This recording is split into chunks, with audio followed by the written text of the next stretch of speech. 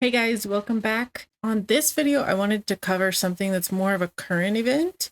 Usually I do a lot of historical topics, but I've been watching this in the news a lot lately. It's the attack in Kashmir, India.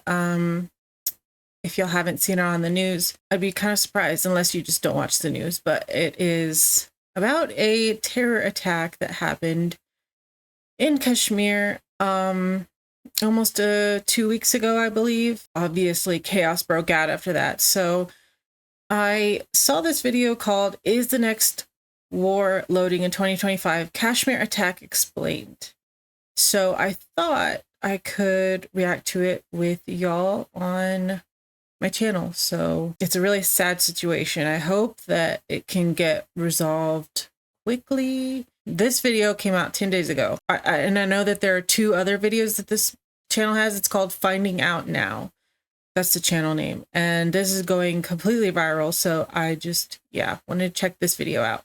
In April 2025, a peaceful tourist town in Kashmir turned into a nightmare. 28 people are reported to have been killed after gunmen opened fire on tourists in Indian-administered Kashmir. A group of armed terrorists stopped travelers and began asking one terrifying question: are you Hindu or Muslim? If the answer didn't match, they opened fire. 26 innocent tourists were killed. One woman, crying over her husband's body, begged the attackers to shoot her too, and the terrorists laughed, telling her to go tell India's prime minister. Since that moment, India's people are furious. The army... Right. So this is a really sad topic and pretty stressful, honestly. So I did see the video of that poor lady who lost her husband or the aftermath. It's just very sad.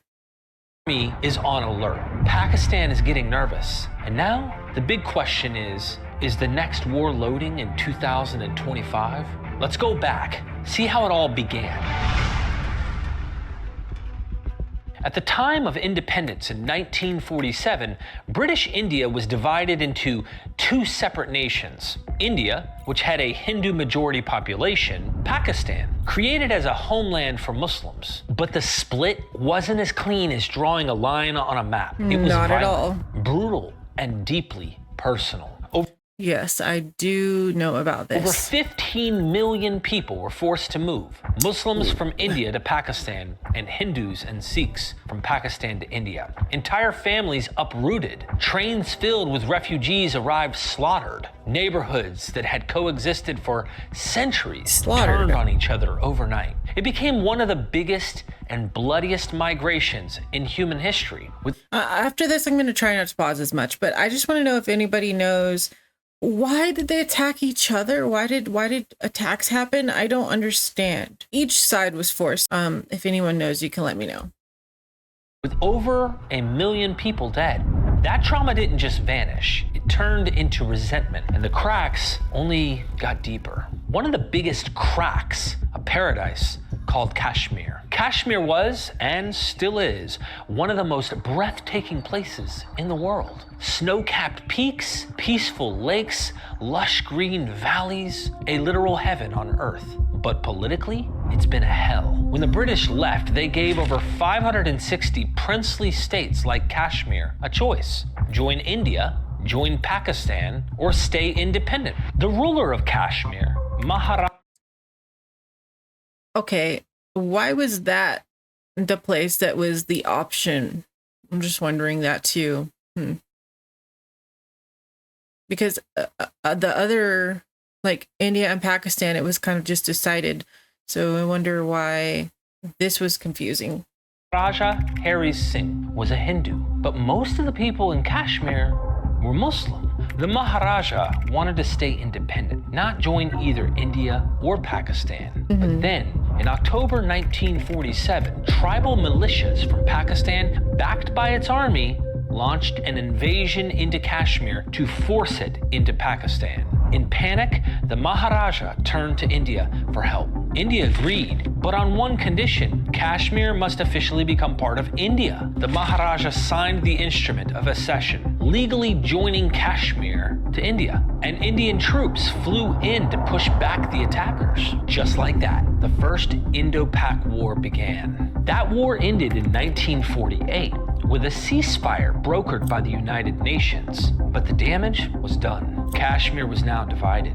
India controlled about 2/3 of the region. Pakistan controlled the rest, which it still holds today as POC, or Pakistan-occupied Kashmir. Why was it never ever settled? Like just straight foreshore borders. And I know that this yellow spot is China. I don't know if he's going to say it or not, but this is controlled by China. From what I've heard. POK. The UN called for a referendum to let the people of Kashmir decide their future, but that vote never happened. And since then, Kashmir has remained the bone of contention in every major conflict between the two nations. India and Pakistan have fought 4 wars in total: 1947 to 48. The first war, right after partition, over Kashmir. 1965, another full-scale war, again over Kashmir. 1971, the most devastating war, but this time not about Kashmir. It was about East Pakistan, where India supported the independence movement that eventually created Bangladesh. 1999, Kargil War. Pakistani soldiers and militants disguised as locals infiltrated Indian territory in the Kargil region. India launched a massive counterattack operation and pushed them back. In each of these wars, India emerged stronger militarily. But the cycle of hatred and mistrust never broke. And when war didn't work, Pakistan tried something else. By the early 2000s, a new kind of war had begun. A shadow war. Terrorism became the weapon of choice. Instead of soldiers crossing the borders with tanks, militants crossed quietly with backpacks, guns, and suicide vests. Attacks on civilians became a tool to destabilize India, especially in Kashmir. One of the most horrific examples, Mumbai, 26/11. Guys, oh, this is awful. This is a Taj Hotel. It's one of their worst moments, you know, in their history. It's awful. On the night of November 26, 2008, 10 terrorists from Pakistan arrived by boat on the shores of Mumbai, armed with AK-47s, grenades, and explosives. They split into teams and launched simultaneous attacks across the city. The Taj Mahal Hotel, the Oberoi Trident Hotel, Cafe Leopold, a Jewish community center, Shivaji train station. So it was multiple For nearly places. 60 hours, Mumbai turned into a war zone. More than 170 people died, including American, Israeli, and British citizens. Over 300 were injured. The only surviving attacker, Ajmal Kasab, was captured alive. His interrogation revealed detailed planning and training, all traced back to Pakistan-based terror group Lashkar-e-Taiba.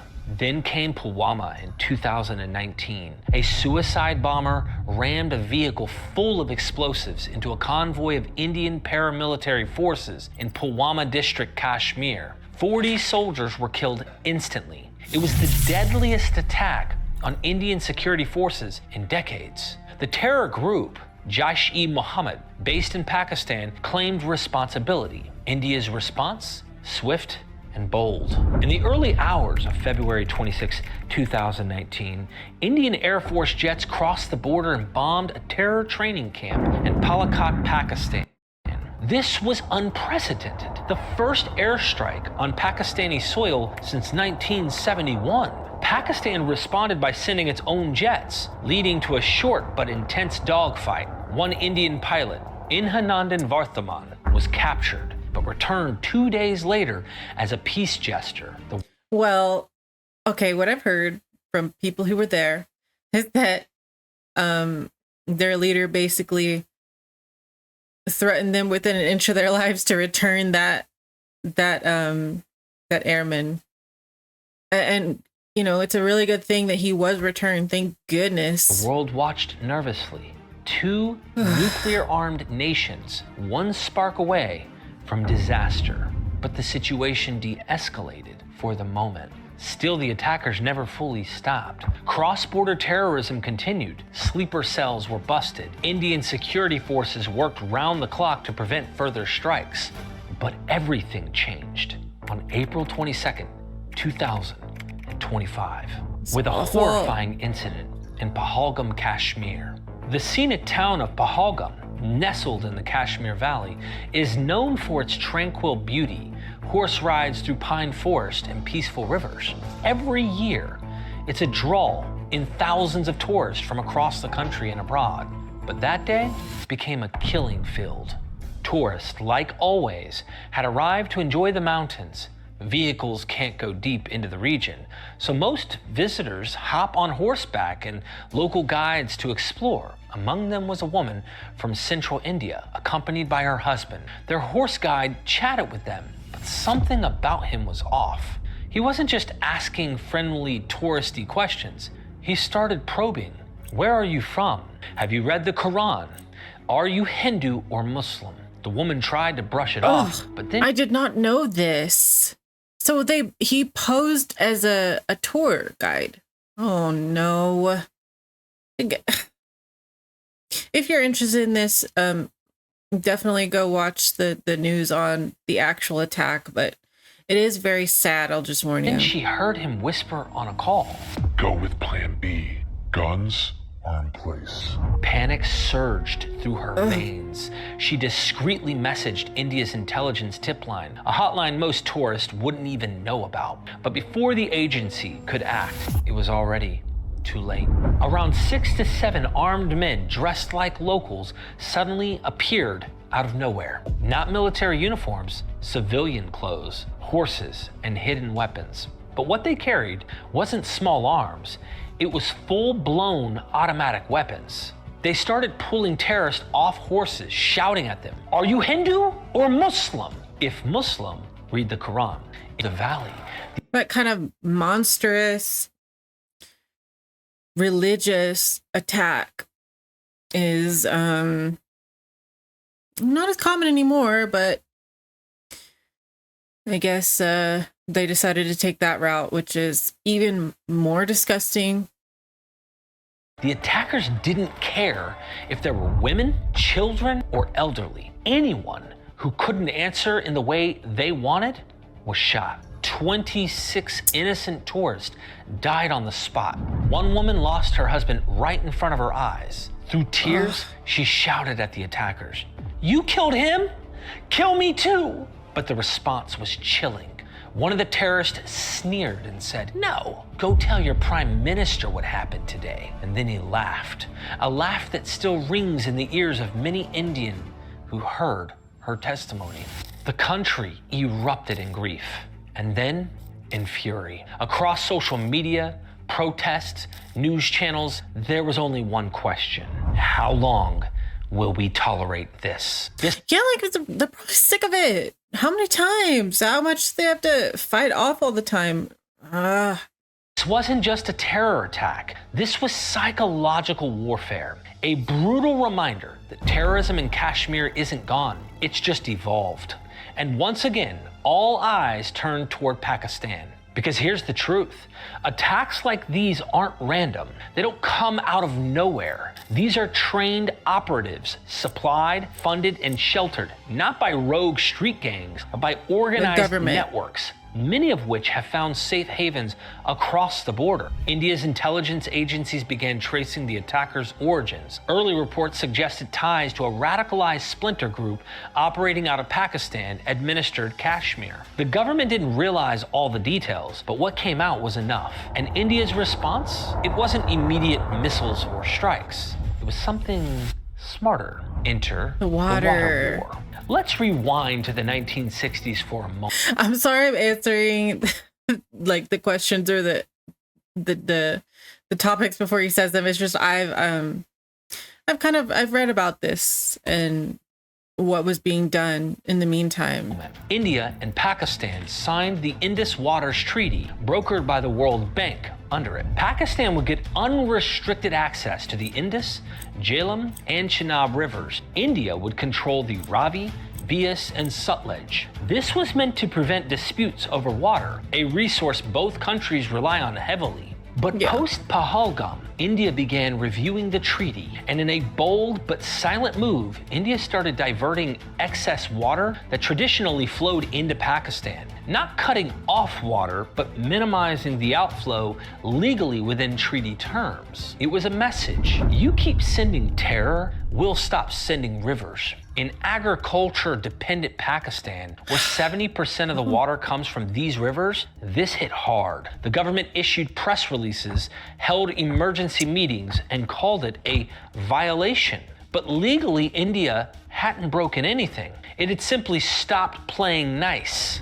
Meanwhile, back at the line of control, things got hotter, literally. Small gunfire exchanges began almost daily. Reports surfaced of drone intrusions, sniper activity, and unmanned surveillance aircrafts being taken down. But that wasn't all. For the first time in over a year, Indian Air Force fighter jets began routine patrols across northern air zones, especially near the borders. Troop movement increased. Tanks were spotted near forward bases. Special forces began training drills close to the border. This wasn't war, but it wasn't peace either. Pakistan, already reeling from an economic crisis, a falling currency, and skyrocketing inflation, suddenly had to prepare for something it wasn't ready for: escalation. While Indian military analysts discussed precision response. How were they not ready? Because this attack clearly is going to escalate anything, any tensions.